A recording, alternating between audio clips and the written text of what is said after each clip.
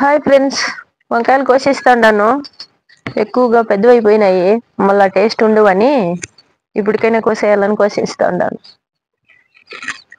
ఇక్కడే గుత్తి వంకాయ చేసి చూపించాలనుకుంటుమే, కానీ క్లైమేట్ కరెక్ట్గా లేదు, ఎండలు ఎక్కువగా ఉంది ఈడ.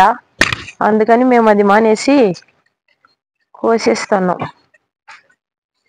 ఈడ పొయ్యి పెట్టినాం చూడు, ఈ పొయ్యిలో చేయాలనుకుంటుమే.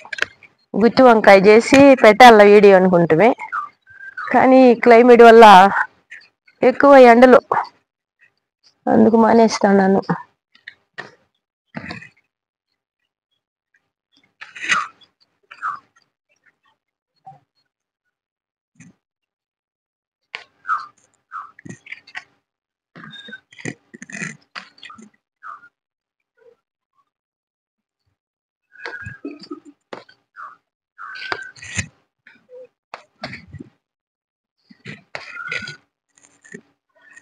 ఇది వంకాయ ఎంతో పెద్దది, కోస్తా ఉన్నాను. ఇది నర్సరీలో మొక్క తెచ్చి నాటుకున్నాం కొనుకొచ్చి.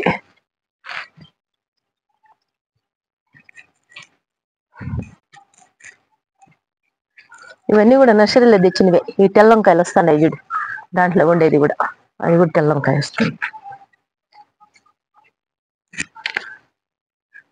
కాకరకాయలు ఉన్నాయి, వంకాయలు ఫుల్గానే కాసేసినాయి.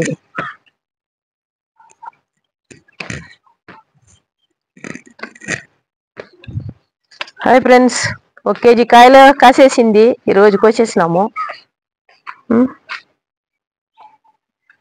1 కేజీ వంకాయలు కాసేసింది. కొన్ని వదిలేసిన, కొన్ని కోసుకున్నాను. ఇంకా ఒకే దినం కోసి మేమేం చేయాలని. కాకరకాయలు కూడా బాగా పెద్ద అయినాయి, అటు పక్క ఉన్నాయి చూడు పెద్ద పెద్దవి, బాగా సైజు పర్వాలేదు.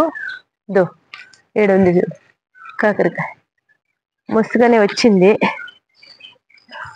మాకు జరిపడన్నీ కాస్తుండాయి, కానీ కష్టంగా ఉంది. ఎండకు ఈ మిద్ది ఎక్కడం దిగడం నాకు కొంచెం కష్టం అవుతుంది. హెల్త్ సరిగా లేదు, బాధపడుతూ చేస్తూ ఉన్నాను. కానీ పైరు చేసుకుంటే ఆనందం వేరు, హాయిగా కోసుకోవచ్చు, ఫ్రెష్గా తినచ్చు. మనం ఆరోగ్యం బాగుండే వాళ్ళు, సౌకర్యం ఉండేవాళ్ళు నాటుకొని పండించుకొని తినండి, మంచిది.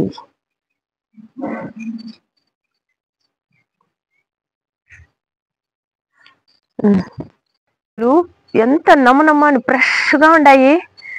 గుత్తి వంకాయ చేస్తే ఎంతో రుచిగా ఉంటుంది. ఇది ఎంత బాగుంటాయి చూడు, వంకాయలు సూపర్గా ఉంటాయి.